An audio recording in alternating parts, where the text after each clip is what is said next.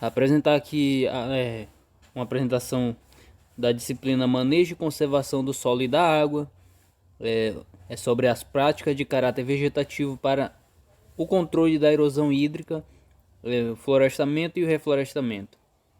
O docente é o professor Ronan, os discentes são Amanda, Maiara e eu, Samuel. Para introduzir o tema, vamos explicar o que é erosão hídrica.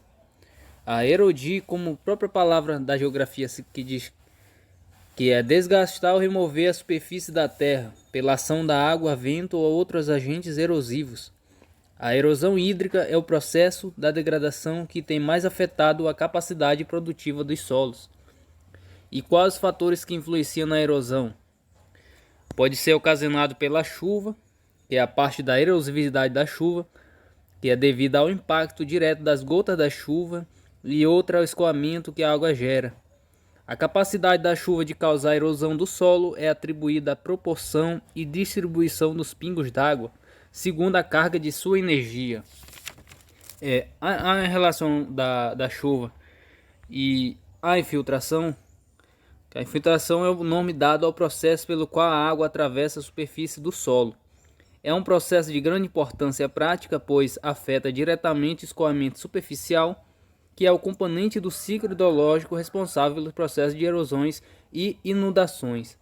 A gente conhecemos assim que a parte de erosão, assim quando chove demais, né, a gente percebe que ocorre inundações e aquele acúmulo de água tende a tornar o solo mais sensível, digamos assim, como vemos anteriormente, que tem aquelas chuvas que são prolongadas e aquele prolongamento faz com que o solo ele fique muito sensível a erosões por um longo período de chuva e a infiltração.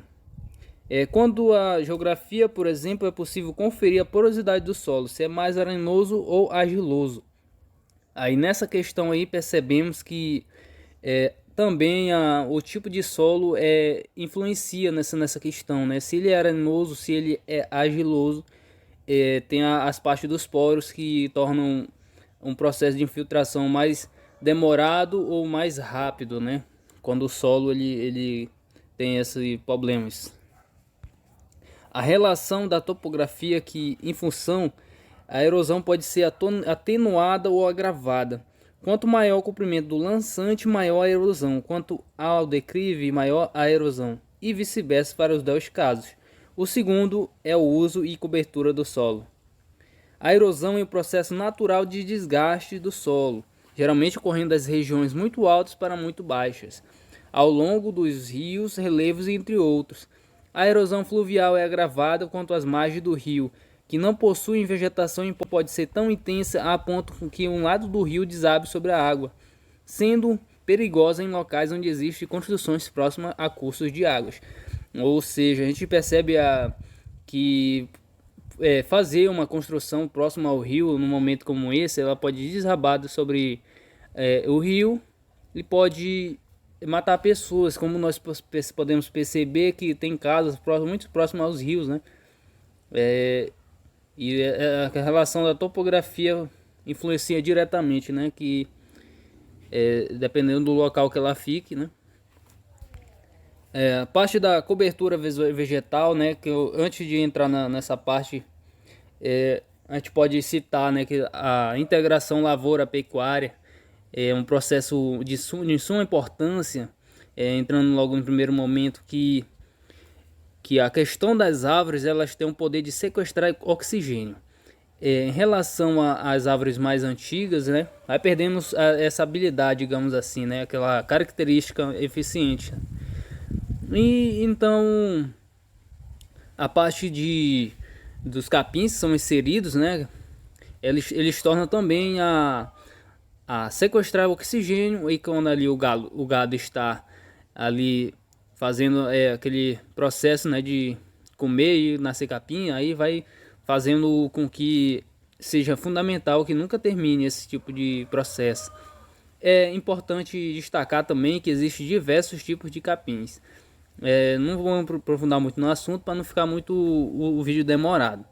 Em relação à cobertura vegetal sobre a superfície do solo, atua na proteção contra a erosão hídrica, pois promove o solo do impacto direto das gotas de chuva sobre a superfície, o que desagrega o solo, e principalmente na fase inicial de desenvolvimento das plantas, quando a superfície de área foliar é muito baixa. Na natureza, o processo erosivo ocorre pela ação na natureza do sol e de ventos, e principalmente da água da chuva. No entanto, práticas do agronegócio podem contribuir para o processo ocorrer, como o desmatamento, plantio e terreno inclinado, queimadas, monocultivo, uso abusivo de fertilizante e excesso de pastoreio. Então a gente tem que saber utilizar boas práticas, boas técnicas da maneira correta, para que não se torne uma coisa prejudicial ao invés de ser benéfico. Nas práticas de caráter vegetativo, a alternância de capinas, cobertura morta, rotação de culturas, formação de manejo de pastagem, florestamento e reflorestamento, quebra-vento, cordão de vegetação permanente, recomposição de matas ciliares, cultivo em faixas e consórcio de culturas. Tudo foi explicado, né? A questão das práticas de caráter vegetativo. A entrar na parte de florestamento, a gente já citou anteriormente sua vantagem, né?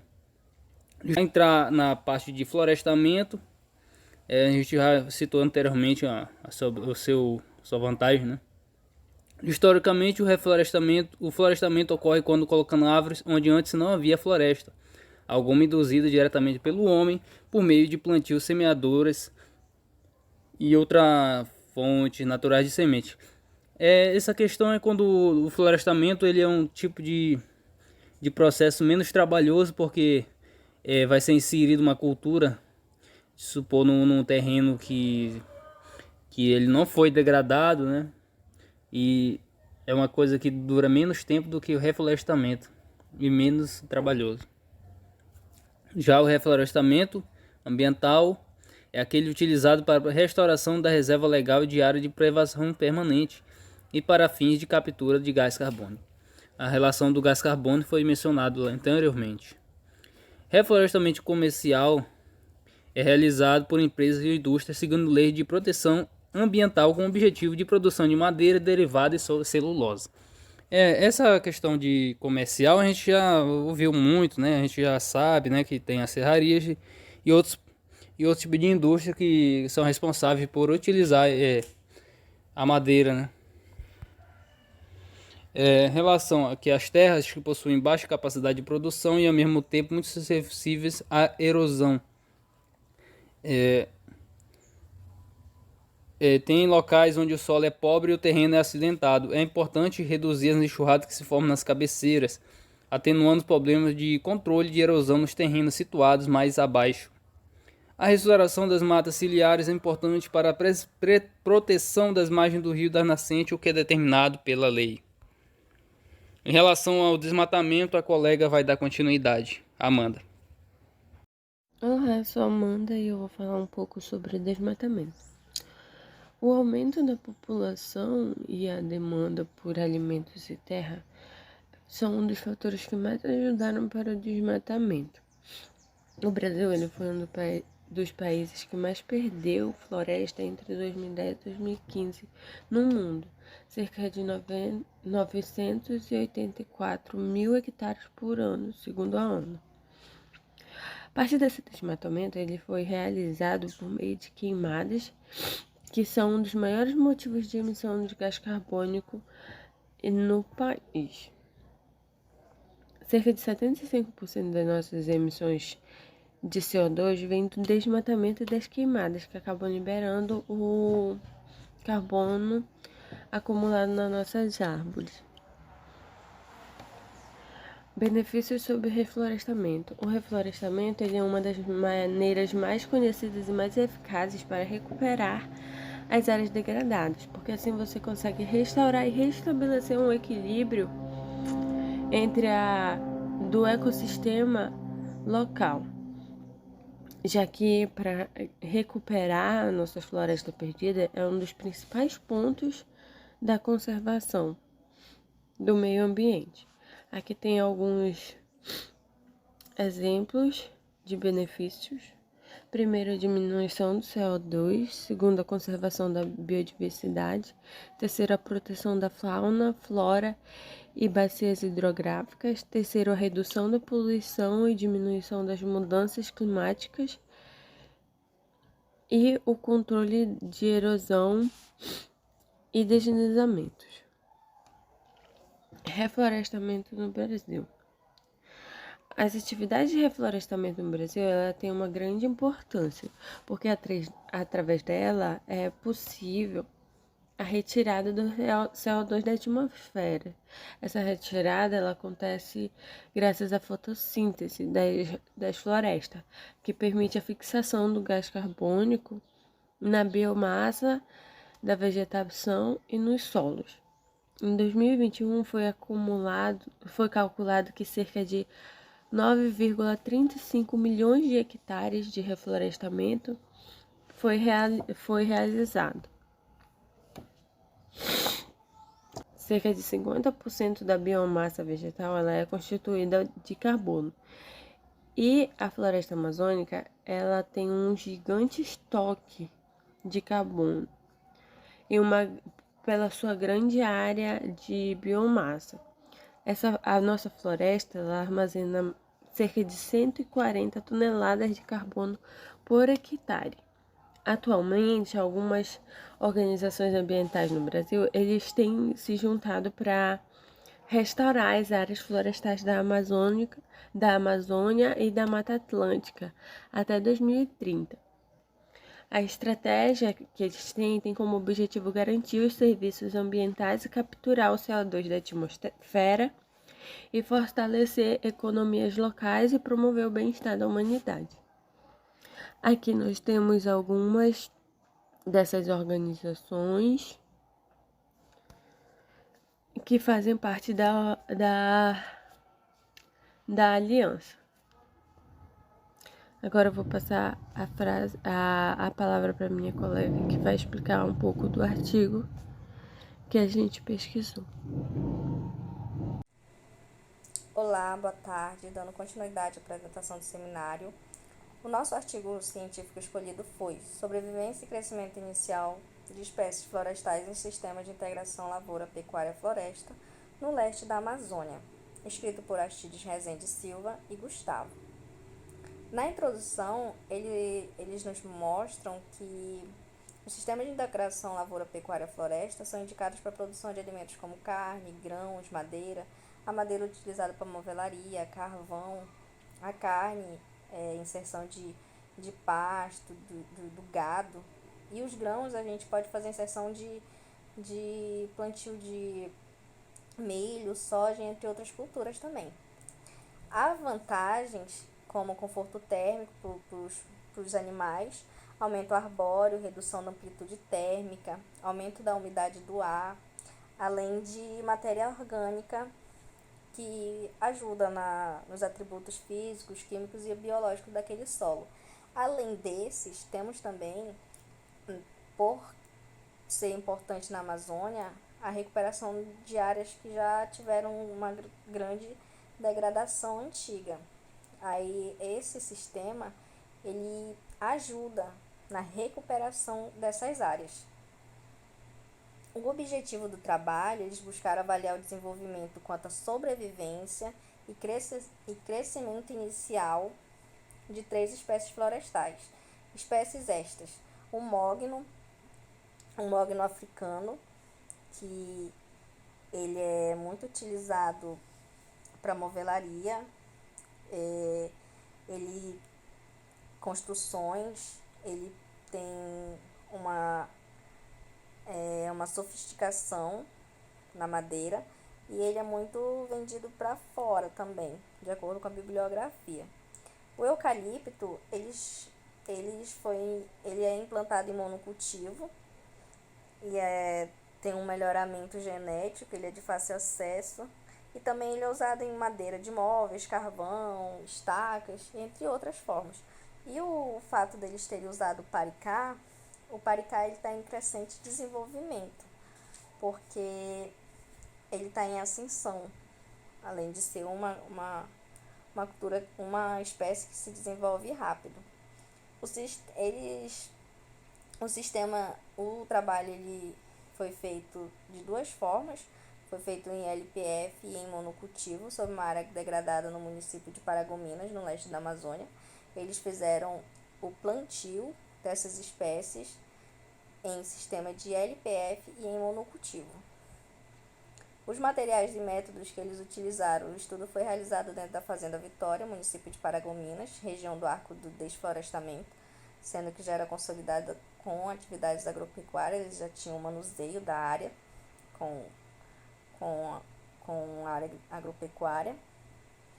A instalação do experimento foi, antes deles instalarem o experimento, já tinha tido cultivo de grãos lá, se não estou enganada era o milho, e posteriormente eles começaram a usar a área para pastagem. O solo foi amostrado antes da instalação do experimento para caracterização física e química, para poder eles fazerem correção do solo, caso fosse necessário, que foi necessário. Aqui na tabela eles fizeram as amostragens de 0 a 10, 10 a 20, 20 a 30, 30 a 50 centímetros. Eles observaram que o pH do solo estava ácido, então eles fizeram a aplicação de calcário domilítico.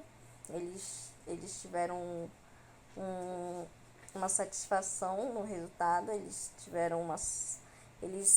tiraram a acidez do solo e elevaram a saturação por base até 60%, de acordo com o artigo. De acordo com as características físicas do solo, eles observaram que o solo era um latossolo amarelo de textura muito argilosa, como podemos observar na profundidade de 30 a 50 centímetros, e de 10 a 20 também podemos observar. Além disso, as espécies elas foram adquiridas de um viveiro florestal da região, mudas de paricá, mogno e eucalipto. O mogno As características físicas do solo, como podemos observar, elas foram testadas de 0 a 10, 10 a 20, 20 a 30 e 30 a 50. Ela foi dada como um latossolo amarelo de textura muito argilosa. Podemos observar de acordo com essas profundidades que temos na lateral. As espécies elas foram adquiridas de um viveiro florestal da região, as mudas de mogno, paricá e eucalipto. Elas foram feitas por meio de sementes em sacos plásticos com substratos, e as mudas de eucalipto foram feitas através de propagação vegetativa em tubetes. O experimento foi instalado em 2009 em uma área total de 16,20 hectares, com uma das espécies foi plantada em áreas com o mesmo tamanho. O experimento foi instalado em fevereiro de 2009 em uma área total de 16,20 hectares. Cada uma das espécies foi plantada em áreas com o mesmo tamanho dentro de cada tratamento. Tratamentos estes que serão o monocultivo e o LPF. O número de indivíduos diferiu entre os tratamentos devido à diferença entre espaçamentos para cada uma das espécies florestais. Veremos mais à frente. Foi feito um transplantio de 3.252 mudas das 3 espécies distribuídas em 2 tratamentos. Tratamentos estes que são o ILPF e o monocultivo. Aqui a gente pode observar melhor.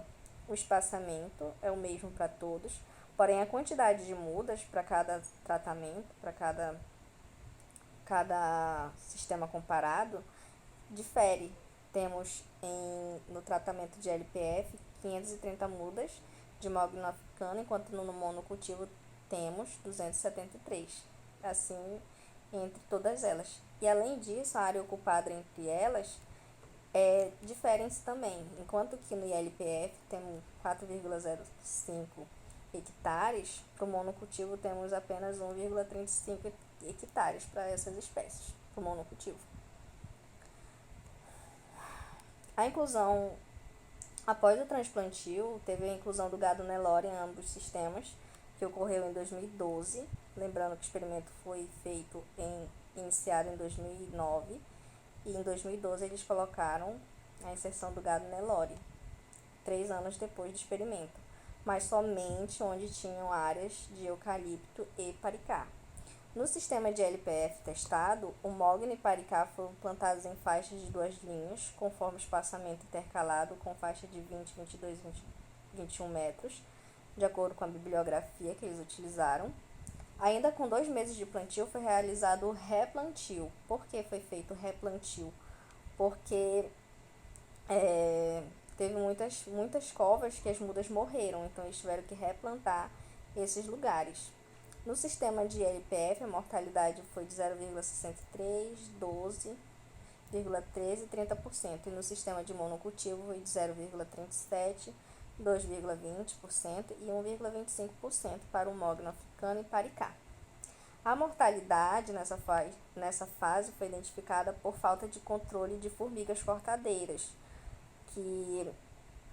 que aconteceu uma grande competição com a braquiária rusizinensis contra as espécies florestais. Houve uma competição entre a braquiária e as espécies florestais que ali estavam. Logo depois, eles fizeram, depois do plantio, em 2009, eles fizeram o plantio e logo depois eles colocaram a primeira cultura. Em fevereiro de 2009, eles inseriram o milho. A colheita foi feita de maneira mecanizada em julho de 2009. A segunda cultura a entrar no sistema da produção foi em 2010, que foi a soja. E logo depois, mais à frente, 2011, 2012, eles replantaram, eles colocaram outra espécie, outra variedade de milho no terceiro e quarto ano, 2011 e 2012. E junto ao plantio, em 2012, foi semeado o capim-piatã, o qual estava presente até o final do experimento, até a última avaliação que ocorreu em 2014. Uma amostra de 190 mudas das 3 espécies florestais presentes no sistema, elas foram avaliadas, e no sistema de monocultivo foram avaliadas 5 vezes após o início do experimento. Foi avaliado em 2010, 2011, 2012, 2013 e 2014, podendo ter variado alguns meses, mas pouquíssima diferença. Em cada medição, se avaliou a sobrevivência e a altura de cada indivíduo com o uso de um hipsômetro Vertex, um aparelhinho que eles usaram para fazer essa medição. O diâmetro da altura de peito de todas as mudas começou a ser medido somente a partir da avaliação de 2011. Lembrando que eles fizeram o plantio em 2009 e eles começaram a fazer a medição do diâmetro em abril de 2011. A coleta de dados e análise estatística. A taxa de crescimento foi calculada para cada indivíduo pela regressão entre os intervalos de altura e intervalo de tempo observado entre as 5 avaliações do experimento. Durante o período do experimento, eles fizeram 5 avaliações, então eles avaliaram esses intervalos de tempo. Também avaliou-se a percentagem de sobrevivência, que era um dos objetivos iniciais de cada espécie no período de 5 anos. As 3 espécies foram comparadas entre si quanto aos efeitos de tratamento sobre as taxas de crescimento, aplicando o teste de Turkey. Para todas as comparações, a estatística admitiu P menor que 0,05 para aceitar as diferenças estatísticas como significativas, que eles utilizaram. Nos resultados e discussões, a taxa de crescimento das espécies estudadas, independente dos tratamentos que eles utilizaram, variaram entre altura e diâmetro. O mogno apresentou uma taxa de crescimento de altura menor em relação ao paricá e ao eucalipto. O mogno, ele não se desenvolveu tanto em altura, porém, o mogno teve uma taxa de crescimento maior em diâmetro em relação a essas outras 2 espécies florestais. O mogno não se desenvolveu tanto em altura, porém se desenvolveu em diâmetro. Quanto à diferença entre a altura, era esperado que o eucalipto e o paricá apresentassem um forte crescimento nos primeiros anos de plantio. Essas espécies são de rápido crescimento a pleno sol, enquanto que o mogno apresenta naturalmente respostas fisiológicas mais lentas quanto ao crescimento em altura. Então, naturalmente, ele não se desenvolveu tanto em altura porque é da fisiologia dele, natural dele. Aqui podemos observar na tabela o comparativo. Na lateral esquerda podemos ver a altura do desenvolvimento do mogno, eucalipto e paricá, e o diâmetro de altura de peito do lado direito, mogno, eucalipto e paricá.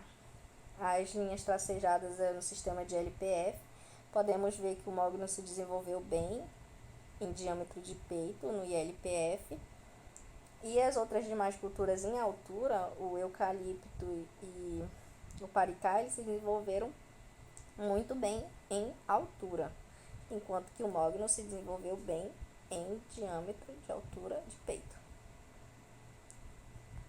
O mogno cresceu mais em altura no sistema ILPF. Por outro lado, quanto ao crescimento em diâmetro, somente o mogno apresentou diferenças, crescendo mais no sistema de LPF. O paricá ter crescido mais em altura no monocultivo pode ter sido explicado pela competição intraespecífica. No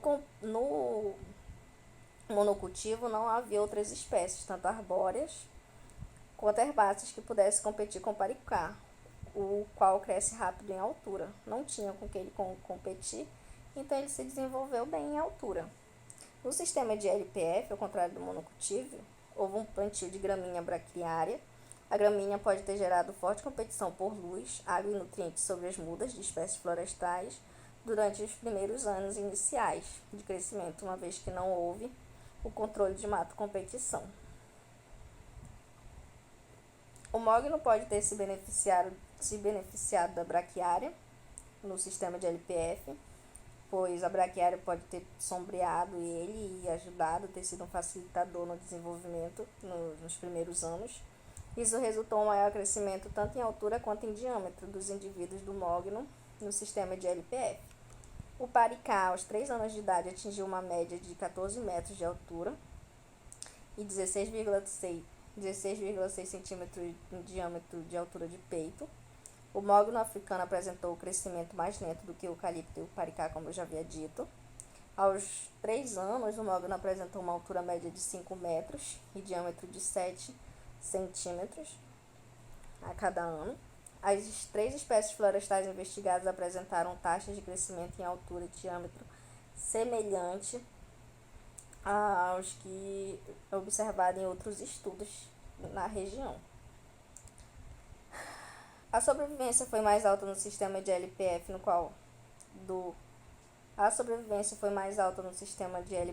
do que no monocultivo para as 3 espécies estudadas. O paricá apresentou maior sobrevivência, seguido por mogno em ambos os sistemas de cultivo. Podemos observar o desenvolvimento.